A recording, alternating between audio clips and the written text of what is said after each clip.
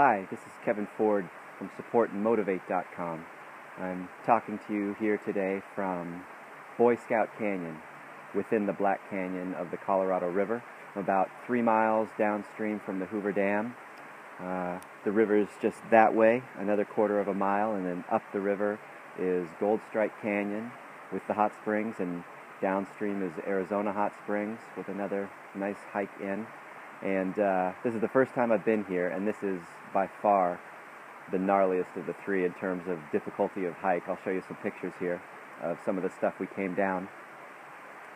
And I'm here to talk to you today about my manifesto for saving the earth and some thoughts on living consciously, increasing your connection with yourself, the people around you, and the planet. First and foremost here is use less oil.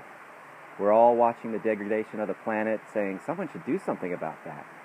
Well, yeah, you should, I should, we should, and everyone else with that thought. We tend to think we're so powerless and that we can't do anything about it, but or perhaps you're waiting for someone else to do it. No, you're powerful. You're in control. In fact, you're the only one who can do anything about it. So you're probably already thinking about it. Next, start talking about it. Next, do it. Do something about it. So what do? Well, first, replace some of your car miles with bike and walking miles. You accomplish so many things with this one move. You take the car miles off the highway, off the streets. You get outside in a way that you connect with the environment around you much more than when you're inside a car. You do your body a huge favor. Riding around on a bicycle is an amazing way to move around and connect with the world around you. And it makes you feel great, makes you look great. It's childlike joy. Next, eat less meat. It's the single easiest way to reduce your carbon footprint. Now, I don't tell anybody what to eat. Have any diet that you want, but reducing the incredibly energy-intensive amount of meat that we eat is a really easy way, and your body will thank you for that one, too. While we're on the subject of eating, get back in touch with the source of your food. If there's fish in your diet, if you eat fish, go catch a fish, clean it yourself, and prepare it, and see what that's like to, take an animal's life and eat it, and see if that's something you want to be a part of. And if it is, it's going to be an incredibly rewarding way to do it, as opposed to picking up a pre-packaged piece of meat in a supermarket, not knowing anything about where it is, and being very disconnected from the thought that, hey, this was once a living thing. If you have meat in your diet, consider going to a butcher shop to get a little closer, to talk with the butcher, see where this meat comes from. Maybe he has some big cuts that he can show you, or if it's possible for you, have someone who knows or a guide take you hunting, or talk with a friend of yours who hunts and see if you can get involved in either the process or in the butchering of the animal afterwards. See what it's really like. See what the source of your food really is. Lastly, in this area, eat no factory farmed meat. There's nobody who, acting consciously, thoughtfully, and well-informedly, would make themselves a part of the inhumane, unhealthy, unconscious process that almost all of our chicken comes from, almost all of our pork comes from, most of our beef comes from these processes. Pay a little more. Pay a little more for free-range chicken. Get to understand the vocabulary and what means what and where you can buy good stuff. And go ahead and pay $6 a pound for chicken instead of $2. It might be that healthy, humane chicken was never supposed to cost $2 a pound. Don't eat any processed foods. Just stay out of the aisles of the supermarket. Produce department, butcher shop, seafood. You're done. All right? There's nothing in those ingredients that you need. You want to know if it's real food? Turn it over and look at the ingredients. And if there are any, it's not real food. Okay, next. Drink little to no alcohol. Take little to no drugs. I don't say this coming from a judgmental place. I say this from experience. I know why we do that. We do that to alter our reality because we're not happy with the one that we have. So they do their job. They will make you forget about the reality that you don't enjoy, but for a little time and with great cost, okay? You're there living unconsciously, and instead of changing your reality and going up, you change your reality and go down to a different level. If you're drinking regularly every weekend, every day, using drugs, there's something in your life that you're really unhappy with, and you're using that to avoid it. So do some thinking on that. Stop the drinking and drugs. See what comes up. It's going to be ugly. It's going to be uncomfortable. And just deal with it. Deal with it as long as you can. Stay not drinking. What do I really feel now? Don't use drugs. How does this really feel when I can't block this out with food or drugs or eating? Connect with nature.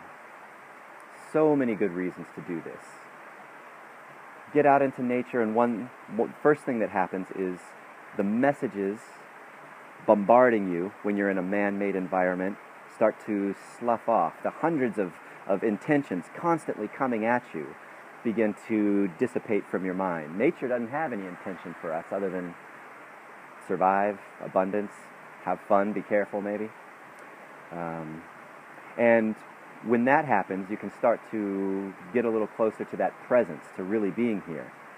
The reason why we work the grind most of the year and then take a vacation to a fantastic place is we need that immense beauty to shock us into the present. Oh, wow, look what's around me here. Well, that nature is probably a lot closer to you than you think. I happen to live in Las Vegas and am fortunate enough to be surrounded in every direction by wonderful nature like this. But wherever you are, nature can be a park, it can be a bird on your windowsill. Connect with that for a moment, be present in it, and see how that feels. Buy things more consciously. Things are great, but not if you're buying them to feel good, to feel that new toy rush. And things collecting around your house are more of an anchor on you than they are any sort of benefit. So stop buying things. If you know that you compulsively shop on Amazon or elsewhere or in stores, stop doing it for a little bit. See what happens. It's the same as alcohol and drugs. These feelings come up or down, and we need some other stimulation, something else ooh, that feels nasty. Let's go do something. Buy a new toy. Sounds great. All right? Well, stop doing that for a little bit. See what comes up and just do your best to be present with it and deal with it as long as you can. See what it is you're really avoiding in your life. If alcohol, drugs, buying things, watching TV, if these things worked, I wouldn't, if they were successful in their purpose, I wouldn't be here telling you not to do them. But they prolong whatever the misery that you're trying to avoid is. They create it, they make it thicker, they reinforce it. So you're not going to get to where you ultimately want to do by using those coping devices. Leading to, use dating healthily. I'm someone who compulsively used dating to make me feel good about myself. Oh, thank God, somebody likes me. I must be a good person. Okay, very good, thank you. But that's just like buying things or using drugs. You have to do it again and again and again. And not to mention now there's another human involved, and that might be, something slightly less than ethical. So if you compulsively date, see if you can stop doing that for a little bit. That's going to be real uncomfortable. You're going to feel lonely. You're going to feel feelings of low self-worth. Wait them out as best as you can, okay? There's a beautiful place on the other side there where your own love for yourself comes up and your own self-esteem rises. Feels really good, and you don't have to reinforce it constantly. And by the way, then, once you feel like that, see who shows up in your life partner-wise at that point, when you're a person who genuinely loves themselves. Maybe the most important, do something with your life that inspires you. You don't have to work some crappy, made-up job. You aren't going to starve to death in this day and age, all right? That's not going to happen.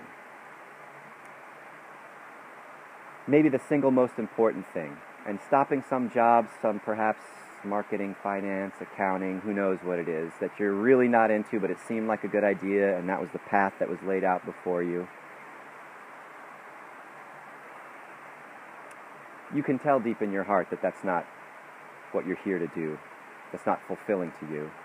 And part of you knows that, hey, there's something else I ought to be looking into. Now, I left my unfulfilling corporate job a couple years ago. It's been up and down since then. It's been rough, all right? Entrepreneurism is not is not the glamorous fun that it is sometimes made out to be. There's failure everywhere. There's difficulty. The ups are really good too. The victories are incredible. But as I talk to people about this, especially people with kids, it's an even greater barrier to quitting your job. But it's even more important. While you're there, suffering, slaving away at some job you don't love, you're providing for your children. You're providing a house, food, clothing. You're also giving them an example of, hey, do something you hate with your life. Don't worry about that part. Just don't be afraid. Just don't go without food or shelter, okay? It's okay if your life sucks. Just suffer through that. That's the important part. And maybe ask if it's time for you to stop being that kind of role model to your children. Lastly, live as an example to the people around you. By doing all of these things, when you start to do something different from normal, you get a lot of pushback. Oh, a vegan diet? Where's your protein? Like that. Quitting a job, starting a business, that's risky, man. You better not do it. All right? Stuff like that. Those people aren't trying to be negative, okay? They don't really want to stop you in your progress. What's happening there is that you are doing something that in some way inspires a little piece of them. Okay, part of them is turned on and excited by what you're doing. But then the ego and the self-protection part comes in and says, no, don't do that, don't change, that's dangerous. In fact, let's be negative to this person and tell them that it's not going to work or something like that. We don't want to change anything. You're breathing right now and we don't want to stop that. So those are the most important points that have been on my mind for creating a conscious life, saving the earth, living an incredibly fulfilling way. And I want to remind you that where you are right now is the only place you can be in the present. When your anxiety takes you to the future, or your fear and sadness takes you to the past, remember, you're not late for anything. You're not missing anything. You're right where you're supposed to be. You're right when you're supposed to be. And you're exactly who you're supposed to be. You can't screw this up. You're nailing it right on the head. All right? You want to chat about this? Give me an email or put a comment in the comments below. I'd love to talk about this stuff. And I'd love to hear what's going on with you. All right? Have a good one.